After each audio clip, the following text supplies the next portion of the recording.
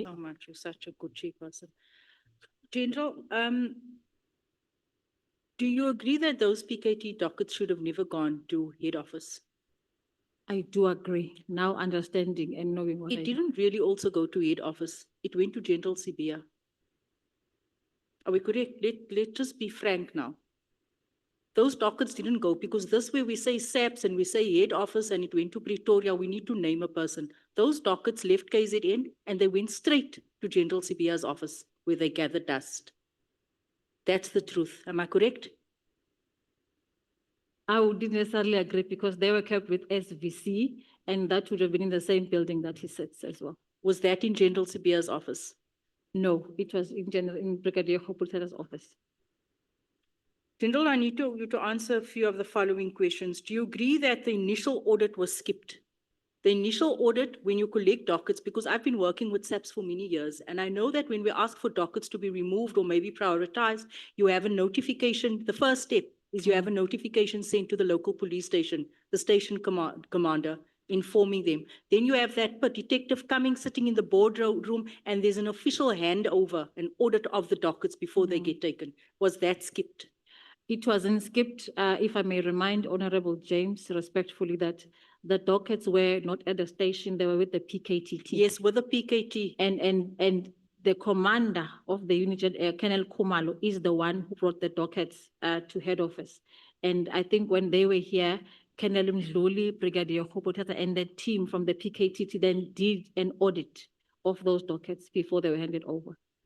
Do you agree with me that prior to this decision that the key role players were not engaged?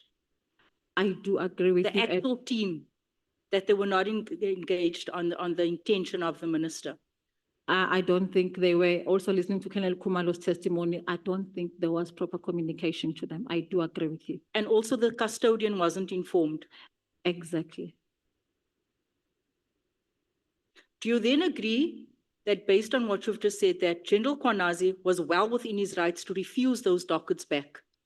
And which is why I never questioned and which is why I never differed with him. I think I understood because... So we'd like to put on record that you agree with General, if you were General Kwanazi, you also wouldn't take those dockets back? Definitely, I would not have taken them. Do you think that those dockets would have been exposed to tampering? I think there was a report compiled where General Muzipe was highlighting challenges, so I wouldn't know. But you agree that because of the manner in which this happened, someone could have tampered with those dockets? There is a possibility that I can't rule out because I was not physically involved in that process. So hence, it is okay for General Kwanazi to say, I don't want those dockets back. As a commander of the province, I think he was well within his right. Do you agree with me that the minister actually intended to disband crime counterintelligence, given that counterintelligence was investigating matlala? Because I believe that PKT was disbanded because the minister thought that it was PKTT that did the raid on matlala's house. And in actual fact, it was not even counterintelligence. I think that was a misunderstanding or a There was a task team that was established called Gauteng Counterintelligence. Yes, actually, it was the detectives in Gauteng who were investigating the Amanswart murder.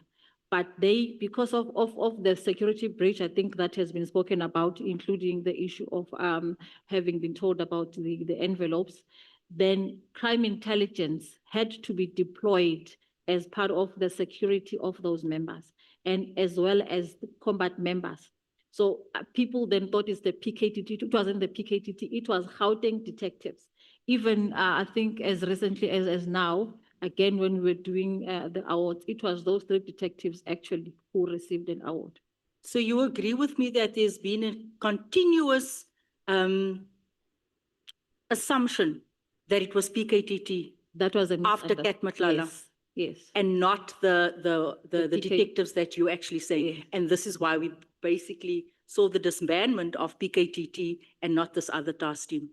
I wouldn't take it there, but I think the misunderstanding, I would agree with you. Because if you look at the occurrence of the events and if you look at the dates in terms of how things unfolded, there was the raid on the Matlala residence, and then there was this New Year's Eve decision, disband immediately.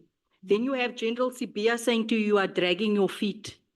When we heard testimony from General Konazi, he also said that when he spoke to the Chief of Staff in the Minister's office, the Chief of Staff, Mr. Kabinde, told him that there was pressure. Do you see the link? If I were to take this information as we see it in the public space and based on what you say, and I were to plot it on the analyst notebook, definitely the links would be there. There's pressure from Sibia. The dockets go to Sibia. There's pressure from Sibia.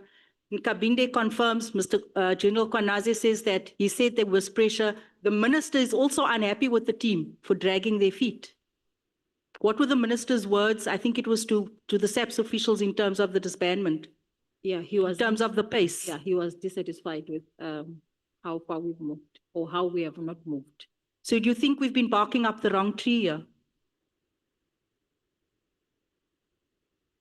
I actually wish I could have supported you in relation to forensic investigation, because then we would know whether we are barking at the wrong tree or not. Yeah, but that is required because some of the things require more than just talking. I think we need to follow some of the issues. I want to ask you, this issue of the fridge, it's bothering me. What is the mandate in layman's terms of counterintelligence? Counterintelligence, I think we've got two angles. We've got the offensive one. The offensive one basically deals with dealing with your threats as they manifest. For example, if you have got a threat of espionage, sabotage, subversion, but also corruption, so then you would go offensive because you are responding to a problem. Threats within which space? Threats within SAPS according to the Act, within the whole of SAPS. Within SAPS? Yes, the whole of SAPS. So threats that would compromise the integrity of SAPS? Yes, yes. That's the offensive side. And then the defensive side is looking at the people who are deployed to fulfill functions in terms of the organization. So here we are talking personal security. General Sentumule, do I have integrity for me to sit where I sit? Are there any threats in my life that could compromise information, things that we're looking at now? Do you have relations with questionable people who actually could compromise your work? So that is part of counterintelligence. And it does not only talk about personal security, also it talks about document security. I think we've also seen how people are moving documents and sharing documents. That is the mandate of counterintelligence. So in layman's terms, and simply put, it's to detect threats and risks within SAPS associated to SAPS members. And you've got three options. You mitigate, which means you deal with it to manage it. You neutralize, you remove it. So sometimes it could even mean dismissing a person, or charging them. But at the end of the day, then you monitor that threat that doesn't remanifest. Okay. Are they effective and are they present at the moment? Based on everything that we've heard here, how many SAPS members have been compromised? You say counterintelligence is effective and they are present and working effectively in SAPS? For example, if they were effective, our physical security, even the stations, would be intact. So what we have done, see, unlike SA security, all these are lumped within one environment in counterintelligence. So you would have people working on, and please, Honorable Malema, I'm going to use it as an example, working on maybe your office. They wouldn't just look at you, they would look at your office security, your physical security, they would look at your personal security, your documents. Your bank account, your personal. Yeah. But in the, yes, everything, including your interactions, also like such things we wouldn't be dealing with because they would have been picked up proactively. But also maybe to take it further, in SAPS, the functions are not lumped. Physical security belongs with auxiliary services, and I think we just do your basic minimum to check cars that are coming in and out. We're not conducting counterintelligence. Okay. Okay. General, sorry, I only have 10 minutes. Oh, sorry, I apologize. Okay, so with you having explained to us in layman's terms, the mandate of counterintelligence to monitor interactions, bank accounts, relationships of SAPS members with certain individuals. And then with all of this knowledge, General, and at one stage, I think you were heading up this department. You did not see anything wrong. with asking for a sponsorship from Kat Matlala as someone who was the head of counter? The head of counter goes to someone that has not only a service provider, and remember your mandate as counter is to detect interactions, improper relationships. And here you are telling us, as the former head of counterintelligence, you approached a service provider, which number one is improper and makes this questionable, and you approached someone with 17 charges. That was more than just a sad moment in your career. It actually is regrettable. And much as I can say it was innocent, I think from the look of things, it doesn't sound right. It doesn't sound correct. And it's something that will follow me. And no matter how much I can argue it out to say it was innocent, it remains. And again, as I said, it also exposes the vulnerabilities of us letting our guard down, relying specifically on supply chain to clear this sponsorship for us. I think it should go beyond that. So I do understand and agree with you. Sure, General. You know why this is bothering me? Because I know we have these victim-friendly rooms at police stations who could have benefited from a fridge in one of our communities. You could have much rather donated that fridge to one of these impoverished communities. So we are and the reason why I'm asking you these questions, we are not only probing criminality, we are also trying to establish the people who are in these positions, are they fit for these positions? And are they able to make sound decisions in the best interest of South Africans? And this is why I am harping on this. And with this matter, you are left wanting. I totally understand, Honorable. Thank you. Thank you very much, Honorable. Honorable James, you are asking a question about the credibility of the company that made that donation. And you once again, on a moral standing, say the fridge could have been given to a charitable organization.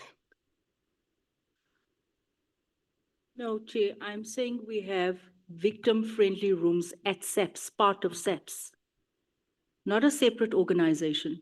It could have been used at community level, this is what I'm saying, at a police station. Yeah, the question that you ask first is, where does the fridge come from? Where does the fridge come from?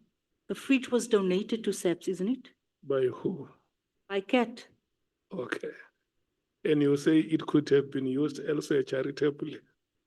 In light of the fact that she didn't have the history of Kat, so even if it came from a credible person, donating the fridge back to someone who earns a massive salary, that doesn't make sense. Why don't we say that an honest police service disposes of such a...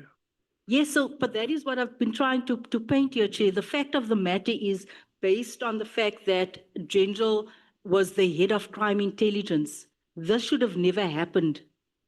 Okay. But since we are here now and we have these fridges, it could have been donated or given to one of the SAPs at the victim-friendly rooms. That is what I'm saying. Okay. Honorable Nomval, your time starts at 6:30.